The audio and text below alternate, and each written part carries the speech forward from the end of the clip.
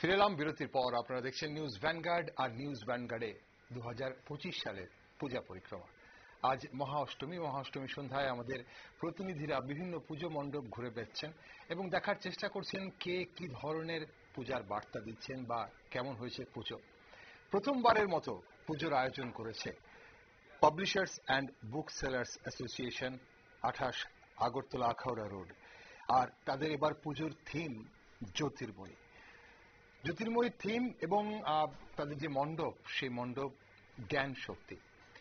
জ্ঞান শক্তি শুধু মণ্ডপ নয়, পুজোর স্মরণিকাও প্রকাশ করেছে জ্যোতির্ময়ী এবার জ্ঞান শক্তির নামে।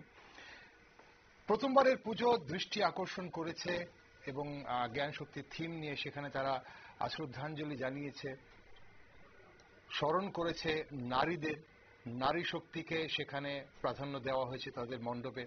মণ্ডপ সাজানো হয়েছে বই, কলম, দোয়াত, নিব এ ধরনের সামগ্রী দিয়ে। সাবেকিয়ানায় দেবী দুর্গার প্রতিমা সেখানে অনন্য রূপে রয়েছে সেই মণ্ডপটি। ওরিয়েন্ট চৌমুহনী সংলগ্ন এই পুজো মণ্ডপে আমরা পঞ্চমী থেকেই ভিড় লক্ষ্য করেছি, চতুর্থী থেকেই ভিড় লক্ষ্য করেছি। আজ মহাষ্টমী সন্ধ্যায় নিউজ ভ্যানগার্ডের প্রতিনিধি শতাব্দী এবং দেবব্রত পৌঁছে গেছেন সেখানে।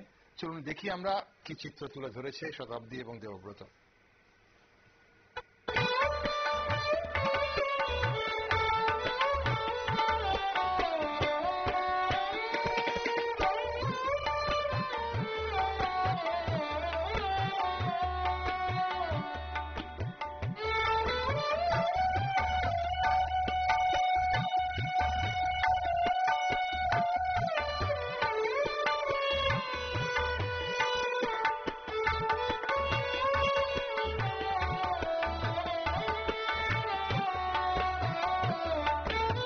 বই ঘোড়া আবেদন এই মুহূর্তে আমরা দাঁড়িয়ে রয়েছি পাবলিশার্স অ্যান্ড বুক সেলার্স অ্যাসোসিয়েশনের। এই বছর তাদের শারদীয়ার আয়োজনে তারা ব্রত হয়েছেন। তাদের এই বছর কি থিম রয়েছে জানবো তাদের থেকে বিস্তারিত। আপনাদের শুরুতেই নিউজ ভ্যানগার্ডের পক্ষ থেকে স্বাগত জানাচ্ছি, শারদীয়ার অনেক অনেক শুভেচ্ছা, অভিনন্দন। এবং এই বছর কি থিম রাখা হয়েছে আপনাদের? জ্ঞান শক্তি। জ্ঞান শক্তি আর কি বার্তা দিতে চাইছেন? বার্তা দিচ্ছি যে আমাদের যে অন্ধকার সমাজ আছে সেই সমাজকে শিক্ষিত কিভাবে তোলা যায় সেটা। আর যেহেতু আমাদের পাবলিকেশন অ্যাসোসিয়েশন হলো পাবলিকেশনের উপর, হ্যাঁ, পাবলিকেশন যেহেতু সেই উপর আমরা বইয়ের থিমের সাহায্যে আমরা বার্তা দিতে চাই যে